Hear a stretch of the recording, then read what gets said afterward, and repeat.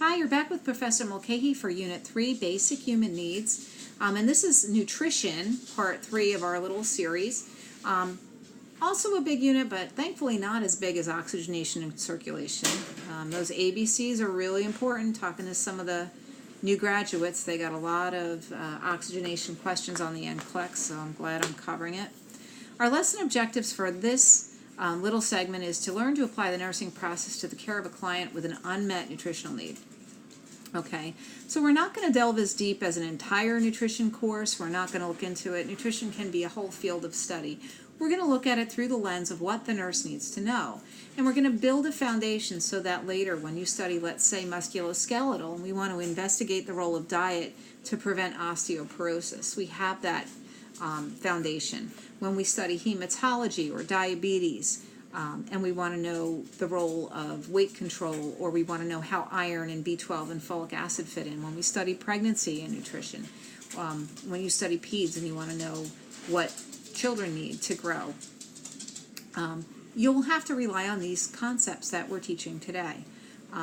So, hunker down again. I'm going to give you your textbook resources now. Don't read your textbook like a novel. Just telling you, if there's something that's unclear in the video, pause the video. It all comes out of your sources. Your Wilkinson and Treese textbook is your primary resource, and I've given you the page numbers. It's pages 663 to 713. A lot of material in this book that you will not use for this course. For example, a lot of the feeding tube information, I'll give you enough just to keep you safe and clinical, but we're not going to go extensively into that. Your clinical skills book, if you're not clear about anything I talk about with interventions, you can go and look in those pages as well. We'll cover some general concepts first. Nutrition is just the study of food, how it affects the body and influences health. It's a pretty well-known concept or well-understood concept that you need to have enough food and good quality food to maintain good health. Good nutrition reduces risk, promotes health, and restores health to people who have certain illnesses. Just about every major developmental stage and every major illness has some nutritional implication that nurses need to be very much aware of. Because nutrition has such a pervasive influence on health, it's become the focus of a lot of public health initiatives, including Healthy People 2020. Let me put that up here. Healthy People 2020 is the United States public health goals, and it kind of outlines, it's a major initiative that outlines the things that America needs to do to keep its people healthy. And so the goals that Healthy People 2020 have, if you give me a second, I'll put them up there. So there they are. The major goal is to promote health and reduce chronic disease risk through the consumption of healthful diets and achievement and maintenance of healthy body weights. And that pretty much sums up what you want your patients to do. The major sub-goals under that: to improve access to quality food. It's not enough for people just to have enough calories. You also need to increase the consumption of fruits and vegetables in the diet, and for some populations, particularly in your inner cities, that can be really difficult. And the next sub-goal is to educate the public, and that's where nurses have a major role, and to prevent obesity. Certainly there are other important things that nurses will do with nutrition, but those are the major focus of the public health campaigns. So I've listed some factors that can affect nutritional status. Obviously, your socioeconomic status can influence. People who have more financial means can afford more food and better food. People who have lower socioeconomic status have problems with access to not only the quantity of food, because it's unaffordable, but the quality. What you find when you survey poorer neighborhoods is that the food that's available in the stores that people shop at is usually highly processed and packaged, usually very high in sodium, sometimes very high in refined carbohydrates or simple starches and sugars. And you'll also find that there's not a lot of good quality fresh fruits and vegetables. Even if there are fresh fruits and vegetables, there's usually only a small selection. The quality is not excellent. So that's sort of one problem that occurs in the inner city. They call it a food desert. We also see problems. People who are poor may have little access to a refrigerator or storage for food or cooking source, particularly your homeless folks. Then we have developmental concerns. Obviously, infants and children and adolescents have very significant needs for nutrition. Even prenatal diet can have an impact on adult health later on.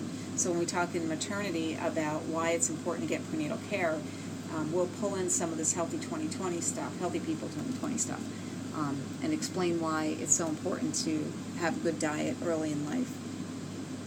Elderly people sometimes are at risk for compromise because their appetites are poor, their ability to prepare food might be compromised, and yet they still have a need for high quality food.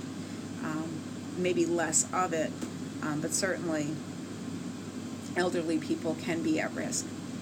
Disease states and wound healing, people who are debilitated and sick generally have little appetite, may lack the energy to prepare food and eat.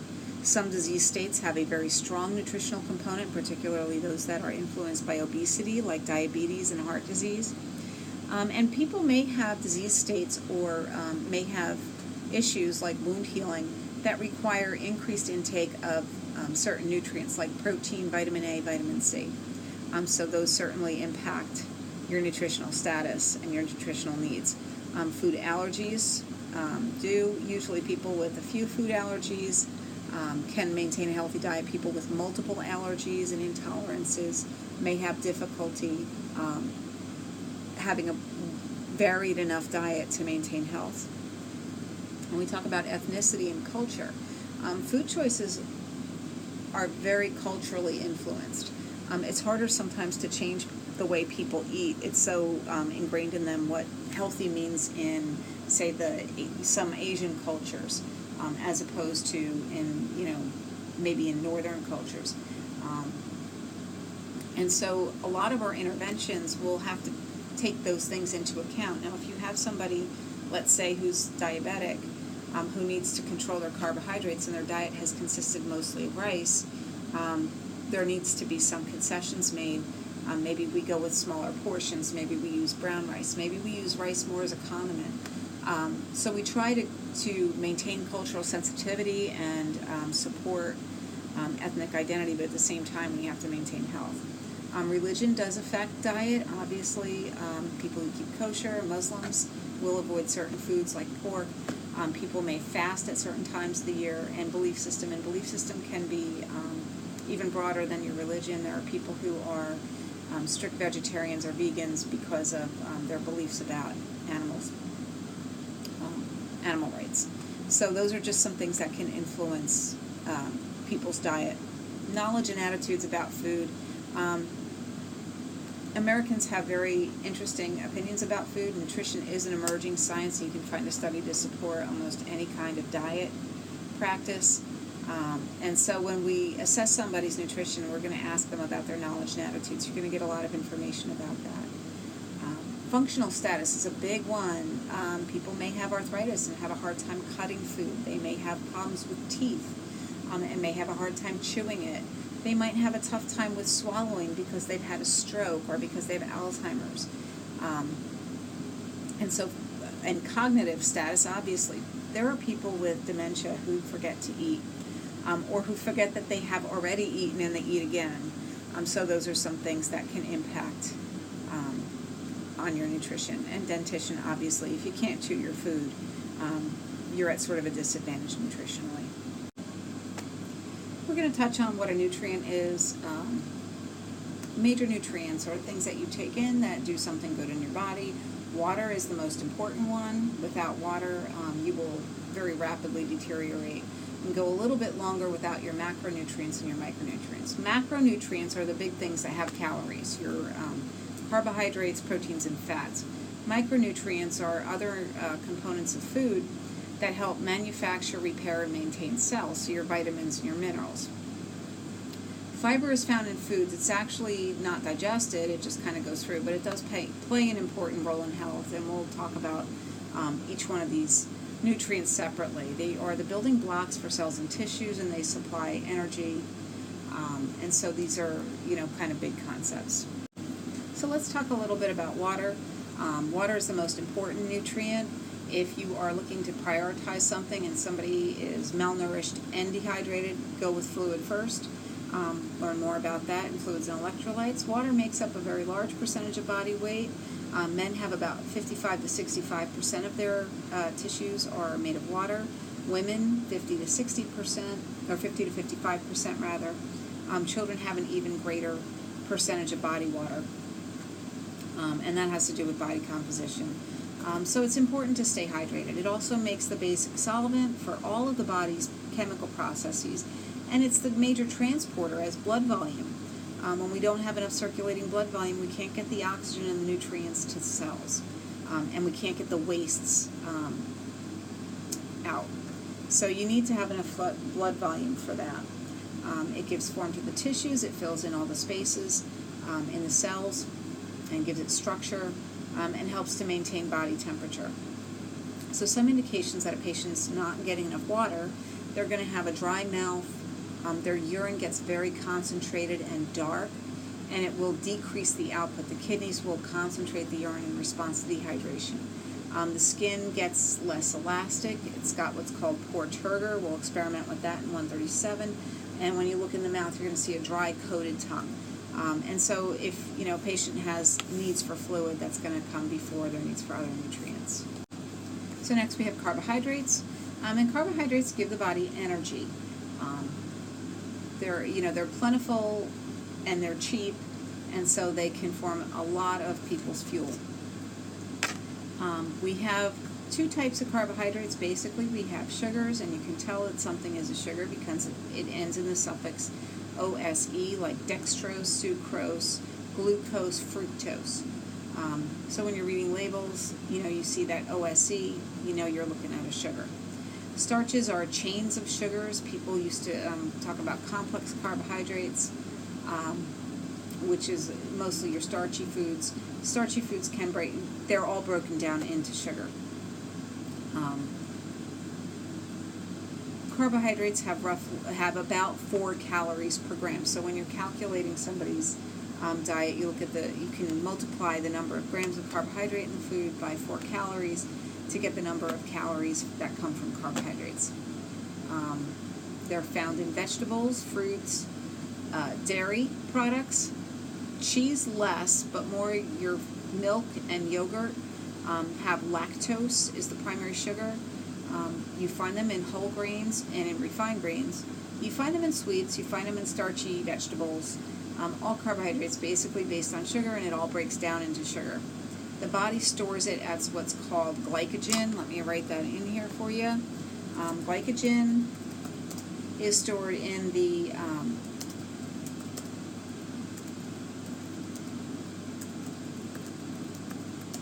skeletal muscles and in the liver. Okay. So if you need glucose and you don't have it readily available to you, you can break it down. You can break down the glycogen. After your glycogen stores are sort of exhausted or depleted, when the body wants to conserve it, it'll start making ketones. We don't have to get that fancy just yet, but that's some information on carbohydrates. Proteins are another essential macronutrient, so let's talk about them a little bit. They are essential for building and repairing body tissues, and this becomes important when we talk about people who are growing, pregnant women who are supporting the growth of a fetus, people who are recovering from illness or injury, people who have wounds that need to heal. In fact, people who have insufficient protein intake are at seriously increased risk for pressure ulcers. So you have your elderly who are frail, and maybe their appetite's poor, and maybe the quality of their diet doesn't include a lot of good quality protein. They are at increased risk for bed sores, and those wounds won't heal as well unless they do something to address that protein issue. Protein is also required for the manufacture of a lot of things that are in the body that sort of maintain our normal processes, like enzymes that help us metabolize our food, hormones, and protein also combines with hemoglobin with iron to form hemoglobin, and so you require both protein and iron. Protein is also necessary for adequate immune function. People who are deficient in protein are at risk for infection.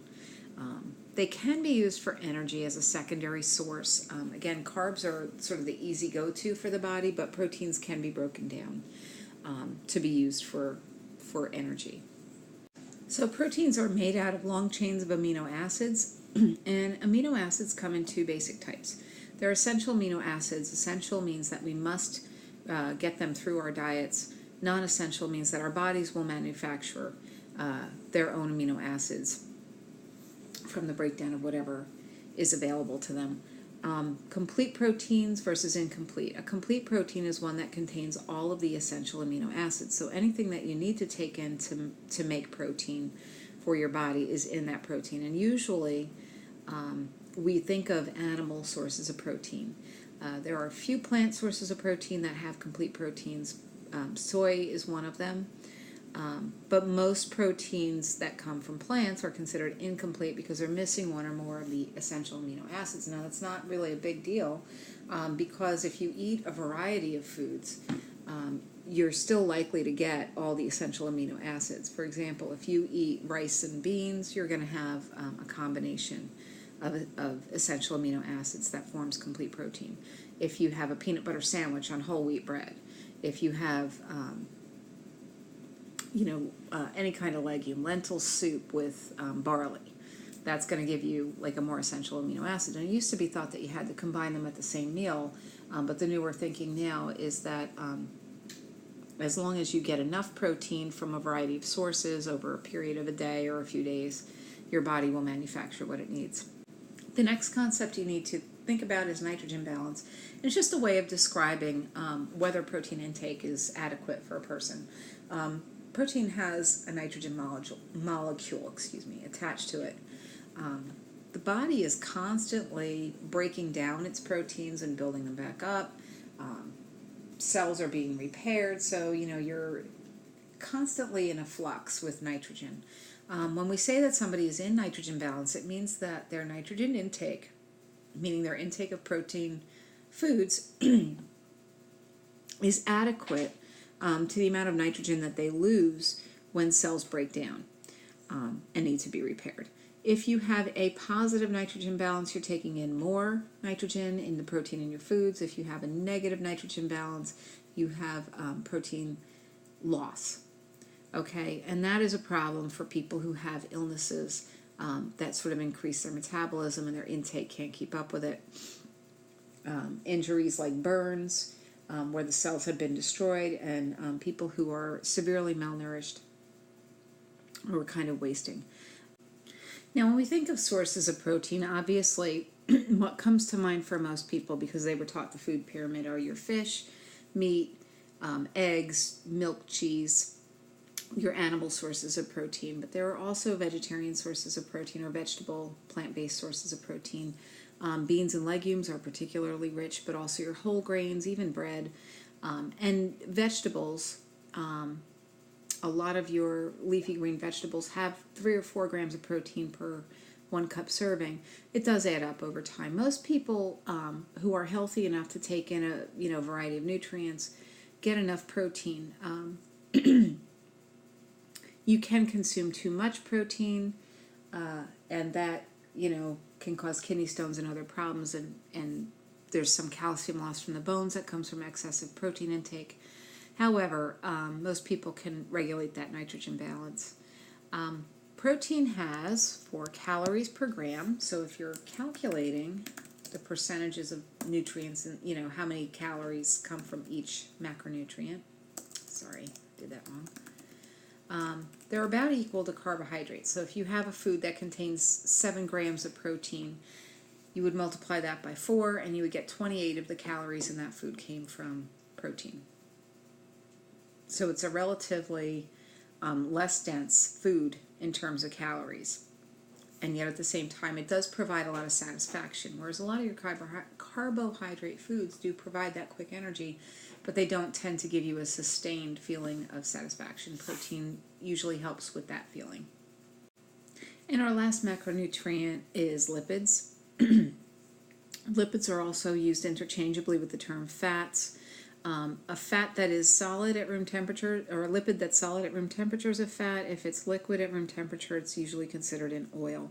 For example, fat could be margarine or shortening or butter or lard, and oil is like canola oil or olive oil. And so that's, some definitions of lipids.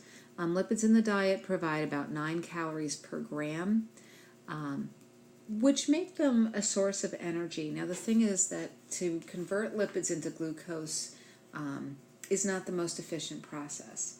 So to use that for the energy that the brain needs or the muscles need to perform vital functions is a little less efficient, and usually you have to break apart those glycerol molecules, and there can be ketone bodies that form if that's your primary source of energy.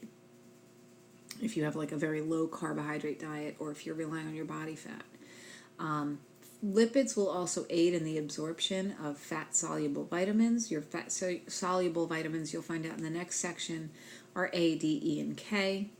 Lipids also add flavor and satiety to meals, and you think about it, food with a little bit of fat usually does taste a little better, it has a little bit of a better texture, and it will keep you feeling full a little bit longer. Lipids in the body have a very important function in that they form the basis for phospholipids. And I don't know how much anatomy and physiology you remember, but phospholipids sort of carry things because they have one end that's water soluble and one end that's fat soluble. They can carry things that are fat soluble into the cell and carry things out of the cell. Cell membranes are also made with that sort of one end is fatty and one end is like a protein. Fats are also important in the manufacture of steroid hormones like cholesterol. Cholesterol is actually used in the nervous system. It's not always a bad thing. Steroids are used in the manufacture of sex hormones like estrogen, progesterone, testosterone, and also your adrenaline or cortisol. Those all come from lipids. So we really can't live without fats. Now, a word about ultra low fat diets, it's very hard to eliminate all fat from the diet. Even your leafy green vegetables have little bits of it, and over time, if you're eating enough food, you're going to add up enough fats, just like you kind of add up enough proteins to meet the body's minimal needs. Most Americans get too much fat in their diet, and we're going to talk about the kinds of fat now. There are saturated fats, and these are fats, they tend to be more solid at room temperature, and for that we're thinking about butter, we're thinking about lard. Most animal fats are fairly saturated. Even the fat that you find in fish and chicken can have a lot of saturated fat in it. Although fish tend to have omega-3 fatty acids, which we don't really have to talk about. It's a little bit more advanced than what you need. Unsaturated fats, on the other hand, they come in monounsaturated, polyunsaturated fats, but these tend to be a little more liquid at room temperature, and so we're looking at things like olive oil, like a lot of our oils, and most of the unsaturated fats are plant-based. Now you have monounsaturated fats, and they've gotten a lot of good press in the last decade or so. And for those things, we're looking at olive oil. Most of these oils and stuff have a combination of saturated and unsaturated fats, but the highest concentration in olive oil is a monounsaturated. So nuts, avocados, the monounsaturated fatty acids. Polyunsaturated, corn oil, vegetable oil, that kind of thing.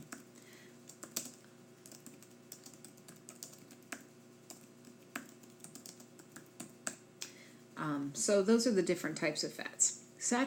An excess of saturated fat in the diet is associated with increased risk of heart disease and hypercholesterolemia. It kind of changes your blood lipids. And so we try to encourage people to eat more monounsaturated fats and polyunsaturated fats than saturated fats. And your biggest sources of saturated fats are, again, going to be milk, full fat milk and dairy, cheese, your red meats, pork. I mean, of course, there are leaner meats that you can get sometimes. Even the skin of chicken has a lot of saturated fat. So those are that kind of thing. Now we have again, when you have the good, the bad, and the ugly, we have trans fats. And trans fats are sort of a Frankenstein food in a lot of ways. You find them hidden in baked goods. And what it is that, I think when they started to make margarine, it was a butter substitute. And it was really a war thing. But people thought it was healthier because they were getting away from butter and there wasn't as much saturated fats. But what they had to do was take this oil and make it solid at room temperature, and it created something called trans fats. And these are actually very, very unhealthy, and they cause a lot of metabolic symptoms, the obesity and weight gain that we see. A lot of it is associated with trans fats. And where you find trans fats are in, especially commercially available baked goods that use shortening, vegetable shortening, and also like fried foods that are cooked in like vegetable shortening, or anything with a lot of trans fats. Trans fats. So that's where you're going to find a lot of that, and that's why fast food a lot of times has some bad elements to it beyond the excess of calories and fat and sodium in general. The type of fat that it is particularly metabolically toxic. So that's your trans fat. And you have your omega-3 fatty acids, which are considered like a protective fat. So that's really our macronutrients. I'm going to do a separate section on the micronutrients only because they tend to become very important as we discuss different disease concepts, and although it will make the video a little bit longer, I do want you to have a foundation that you can sort of spring forward into other content. I'm pulling out the micronutrients a little bit separately. These are your vitamins and minerals. They're nutrients that are found in small amounts and required in small amounts, but they do a lot of really essential functions in the body. We have our water-soluble vitamins, which include the whole B complex, all the B vitamins, and the vitamin C. And these vitamins, as the name suggests, are water-soluble. They are easily excreted in the urine when you have more than you need. But long-term storage can be fairly limited with many of them, so you need to replenish your supply. Fat-soluble vitamins, as their name would suggest, are not water-soluble, and they are not as easily excreted. The advantage to a fat-soluble vitamin is it can be stored in larger amounts, so you're less likely to become deficient. On the other hand, you can become toxic. It is rare to become toxic in any micronutrient if you are getting your nutrients from food, but in in your patient population, you'll see people who are taking supplements, and so that can be an issue, and that's something we would target with education. Minerals are organic compounds that are found in nature.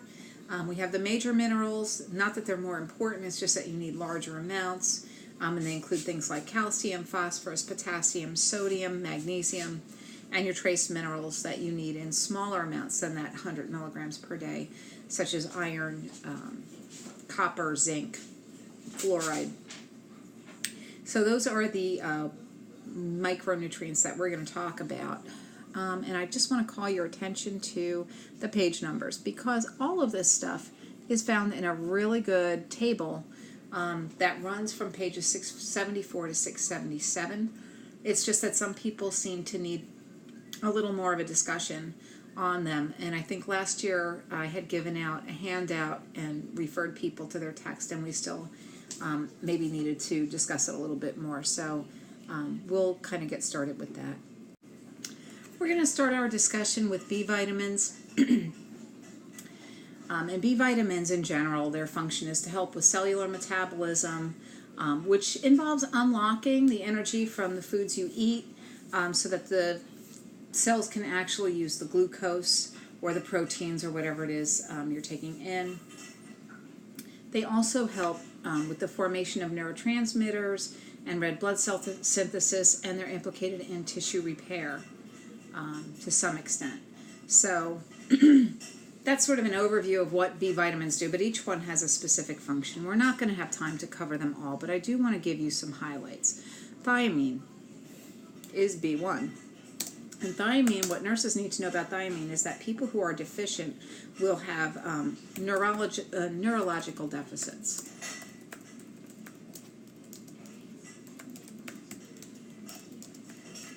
And these can be permanent. People who are most at risk for a deficiency of vitamin B1 are alcoholics. In fact, when you get to nursing 133, make a note that there is a permanent kind of encephalopathy that comes from deficiency of thiamine. That is why when you work in the emergency room, if somebody comes in and they have an alcohol problem, one of the things that you're going to put in their IV bag is thiamine. It's going to tint your bag a bright yellow. That's why they call it a banana bag. This is because alcohol interferes with the absorption of thiamine, and it becomes a chronic condition. It can also be a problem with people who've had gastric bypass surgery because it's absorbed in the small intestine, and that part of the small intestine has been usually part of it's been cut away, so there's less room for absorption of that vitamin. But mostly what I want you to remember is that alcohol abuse leads to a deficiency of thiamine, which leads to brain damage, irreversible brain damage. If you need to stop and take a note on that, you don't need to know the actual name of the syndrome. You'll learn that this summer in 133. But I'm just giving you the heads up that that is what happens with thiamine, okay? B6. What do we know about B6? Well, B6 also deals with the nervous system a lot. But one of the best therapeutic applications is that it reduces nausea. It's been very well documented, particularly with people who have morning sickness, and you don't maybe want to give them necessarily a stronger medication, but B6 in therapeutic amounts, which would be 100 milligrams or less a day, certainly not a toxic megadose. B6 is one of those vitamins, by the way, you can take in too much through supplements, so you do want to make sure people aren't overdoing their vitamins. But it does reduce nausea and vomiting in the pregnant population. It can also be used for medication if people are on a TB medication called INH. INH interferes with the absorption of B6, so we give them supplementation with that. Folic acid. This becomes important in maternity, okay, because it prevents neural tube defects. Any woman of childbearing age, and really probably a little bit outside the childbearing age, we're talking about ages 12 through maybe age 45 or 50, should be taking a vitamin that has some folic acid in it. Good sources of folic acid, you know, the word folic comes from the same word root as the word foliage, so leafy things, green things, spinach, and also some dried beans. But really, in terms of preventing spina bifida and other neural tube defects, we want to push a folic acid supplement, some vitamin that has folic acid in it. Okay, so that is really what I want you to know about folic acid. B12. B12 is kind of interesting. Folic acid and B12, by the way, have a lot to do with red blood cell synthesis. And so when they're deficient, you get a certain kind of anemia. It's called a macrocytic anemia, meaning that the cells, the red blood cells, are large, but there is not enough hemoglobin in them. They're kind of pale. But anyway, B12 is only found in animal foods, unless you have enriched products, enriched plant milks, enriched cereals. People have taken like brewer's yeast or nutritional yeast. Sometimes that has a little B12 in it, but you always have to read the labels. Or they can take vitamin supplements if they don't eat any animal food. So people are what they call vegan, which means that they eat no animal products whatsoever. You can find it in milk, cheese, yogurt, eggs. Really, all the animal foods can be a good source of B12. But anything that's a plant-based food, unless it's had supplementation, does not have this vitamin. The reason B12 is important is without it, we get what's called pernicious anemia. And that is that large cell anemia that I was talking about. Another fun fact about B12, you need intrinsic factor. This all becomes important to you. Second semester, you're going to have a unit on hematology, and all of this information is in it. So get a foundation now, and then it won't sound like a foreign language when you get there in, I want to say, about February maybe. You need intrinsic factor, and that's made by the parietal cells in the stomach. You need an acid stomach environment. And you need to ingest B12, okay? So think about it. If you have somebody who doesn't have a lot of stomach acid, and who does that describe? That describes your elderly population. And they're not eating a lot of animal products. Those people are at risk. People who have had stomach surgery, that's removed a piece of their stomach, whether it was a gastrectomy for cancer or whether it was a weight loss surgery that removed or bypassed a piece of their stomach, those people are also at risk. Strict vegans can be at risk. So you want to counsel people. People can be vegan for more than one reason. They can do it for animal rights, and those people might be less motivated by nutritional knowledge, and so they just need to know that they should supplement their intake. Okay. The other thing that I want you to know about B12 is that a deficiency looks like Alzheimer's. You get an Alzheimer's type dementia when it's gone on long enough.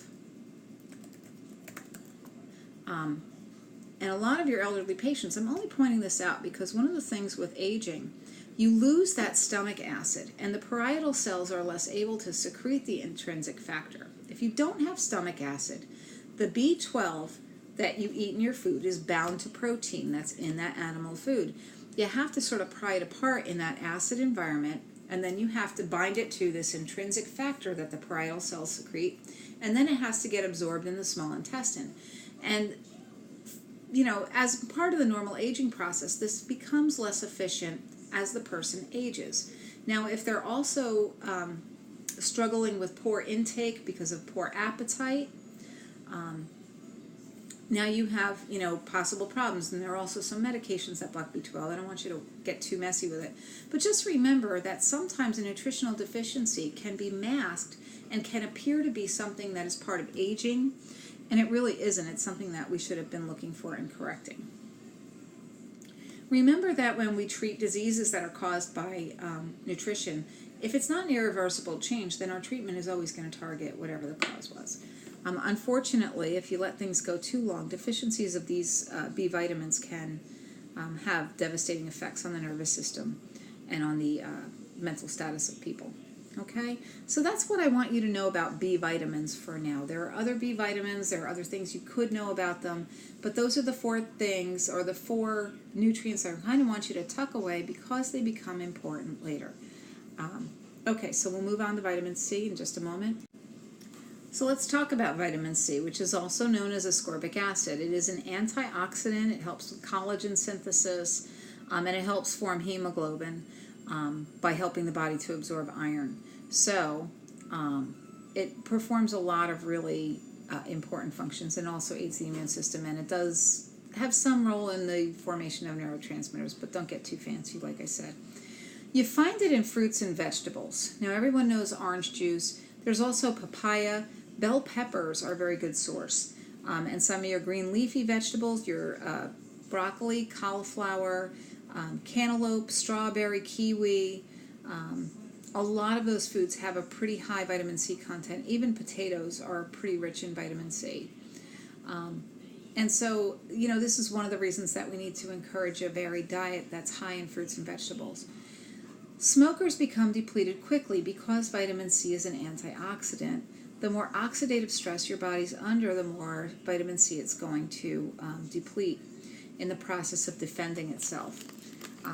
Another big thing I want you to know about vitamin C, it does help the body absorb iron. So if you have somebody who is iron deficient and they have that kind of anemia, along with iron supplementation or iron-rich foods, we're also going to recommend increased intake of vitamin C. You can almost see it. I used to take care of people who were on tube feeds, and if they had iron, they always had the liquid vitamin C ordered, like they had a PEG tube. And when you would do the, when you would follow the iron with the vitamin C, if you didn't flush the tubing really well, you would almost see that chemical reaction occur as soon as the vitamin C touched the iron. So it does help the body absorb iron. It is an essential component of wound healing because vitamin C deals with collagen synthesis, and collagen forms the basis of all the connective tissue in the body.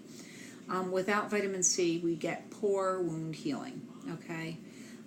And so people who have diminished intakes of vitamin C are at risk.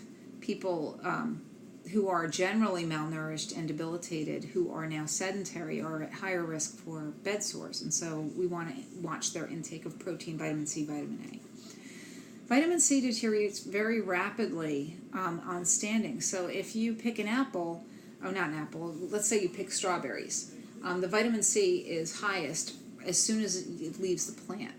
And for every day that it sits in the refrigerator or sits at room temperature after that, it's losing vitamin C. So the best idea is to buy your produce every day. Of course, some people have issues, and we're going to talk about socioeconomic status with that when we talk about those food deserts where it's harder to access fruits and vegetables to begin with. The quality of the fruits and vegetables is usually very poor, which means it's been sitting on the grocer's shelf for a while, deteriorating and losing its nutrients. It's often more expensive than other more processed types of foods, and so it might not be selected by people on limited incomes. And if you're talking about getting your fruits and vegetables every day, those folks that have to travel a little bit to a grocery store are at a disadvantage with that. And so we have to find ways to get fresh fruits and vegetables to folks who need them and to be ready to supplement if we have to. Along with smoking and wound healing, keep in mind that smoking also compromises blood vessels by causing a lot of vasoconstriction, so you don't have a good blood supply to begin with in the wound bed. And then, of course, if you're depleting all your vitamin C, these are people we really want to target for intervention if they become surgical patients or if they have wound care issues, ulcers that need to heal, bed sores, whatever. So that's vitamin C. So we'll move on to the fat-soluble vitamins, and this can be a really brief discussion. Vitamin A, we all know, is good for our night vision, and it's really important for cell growth and for the maintenance of healthy skin. And so we need it for wound healing. So that's one of those nutrients that you will absolutely need for wound healing. Now, of the sources of vitamin A, we have a couple of animal sources like eggs and liver. Too much vitamin A, by the way, can be toxic, but beta-carotene is not toxic. And so the best way to recommend that somebody gets enough vitamin A is to recommend those leafy green vegetables or those bright yellow or orange vegetables, your squash, carrots, spinach, any of those collard greens, kale, any of that. Those are great sources of vitamin A. They will not become toxic. What might happen is that beta-carotene will tint your skin a little bit orangey. But that's enough for you to know on vitamin A. Vitamin D, there are two ways we can get it. We can get it through the diet, although there are a few naturally occurring sources. There really aren't many of vitamin D. And then we can get it through sunlight. Sunlight's risky because, you're exposing yourself to the risk of skin cancer. The other alternative we have is supplementation. Just be careful with supplementation that you don't go in excess. Vitamin D is necessary for bone growth and repair. It becomes important when we do musculoskeletal and we talk about bone health. What vitamin D is, it's like a deposit slip. It helps you deposit calcium into the bones. If you think of the bones like a bank for calcium, we have deposits and withdrawals. Vitamin D helps deposit the calcium into the bones. Magnesium has a similar function. We'll get to that later. The only other thing I want you to be aware of with vitamin D is that we're finding a lot more people are deficient with it, particularly diabetics. It's coming up. There are a lot of different things that can happen with vitamin D. If you do not have functioning kidneys, by the way, you will not be able to use the vitamin D you get from the sunlight or from food because it must be changed in the kidneys to a metabolite that will usher that calcium into the bones. So that's vitamin A and D. Vitamin E is an antioxidant. It also helps with tissue repair and wound healing. But you don't need to know a whole lot about vitamin E. Deficiency is rare. And then vitamin K we'll just talk about real briefly. And when you hear vitamin K, think of clotting. So vitamin K is essential for blood clotting. It's made in the gut by bacteria. So who's at risk for vitamin K deficiency? Newborns who are born without any bacteria in their gut. And they get a shot of vitamin K at birth or within a couple hours of birth. And that's done as an IM injection. And that'll prevent bleeding from the trauma at delivery. You know, every baby who has a vaginal delivery has a chance of cranial bleeding. It will help prevent bleeding from circumcision or any other procedure that we do. So that's a little bit about vitamin K in newborns. The other population that needs to worry about vitamin K are people who are taking a medication called warfarin or Coumadin.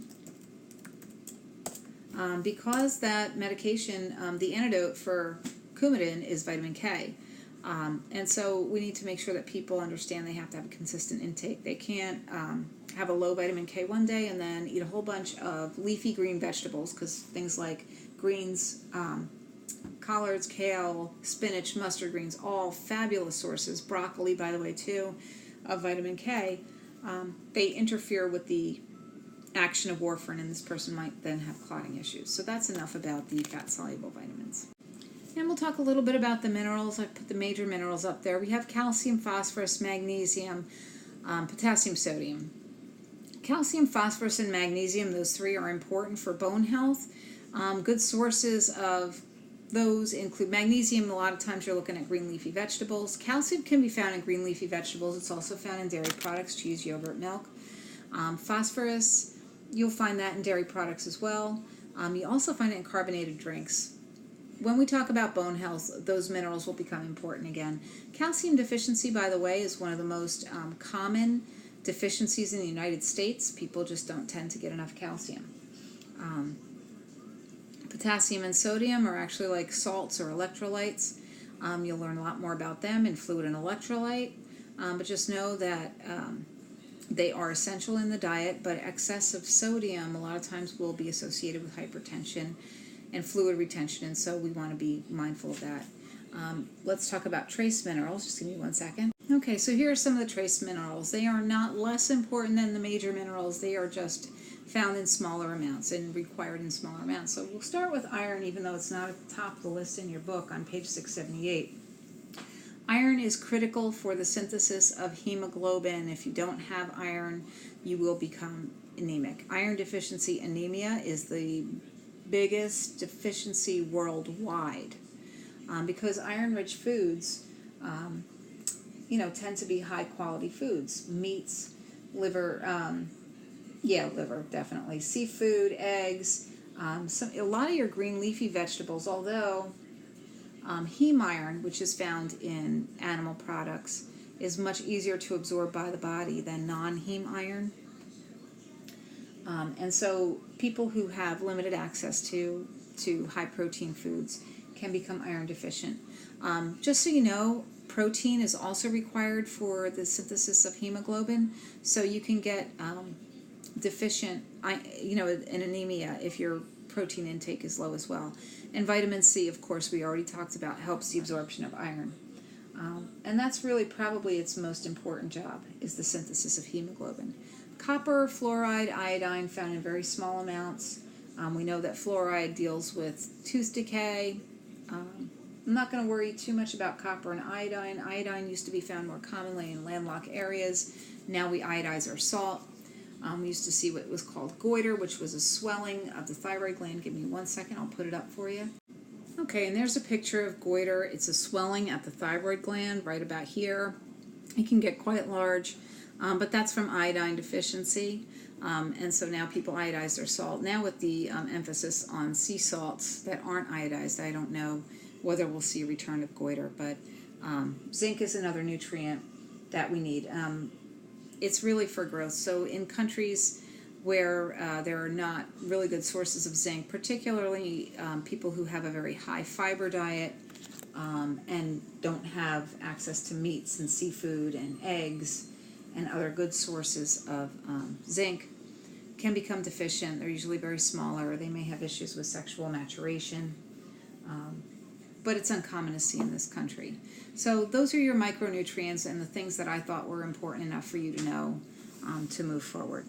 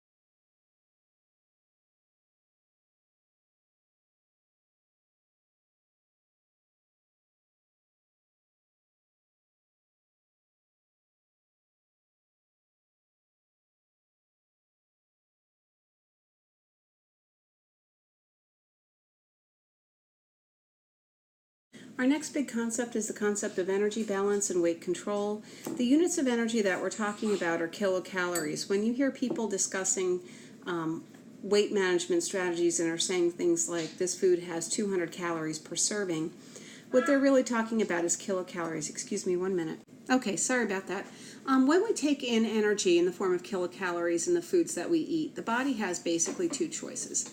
It can use that energy to support its basic functions like maintaining basic temperature, all the metabolic processes of the body, or it can store that energy as adipose tissue, otherwise known as body fat. So we talk about energy balance. When we take in the same amount of energy in kilocalories as we expend, either with physical activity or maintaining our body functions, we maintain our body weight or body mass.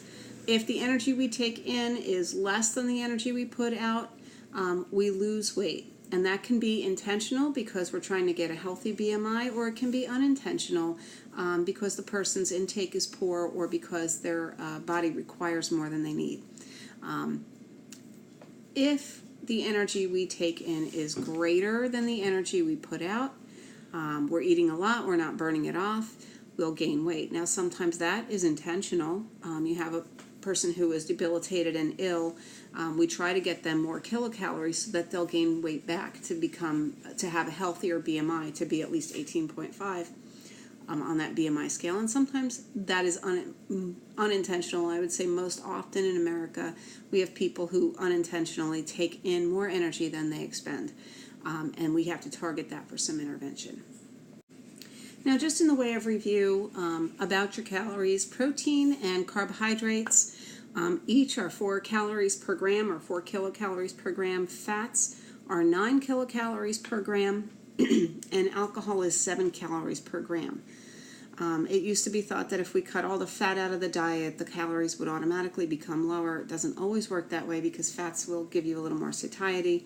And we do understand now that there needs to be a balance. Alcohol, on the other hand, at 7 calories per gram of substance, really doesn't provide the body with any valuable nutrition. And so alcohol is a source of calories that don't do really anything for the body.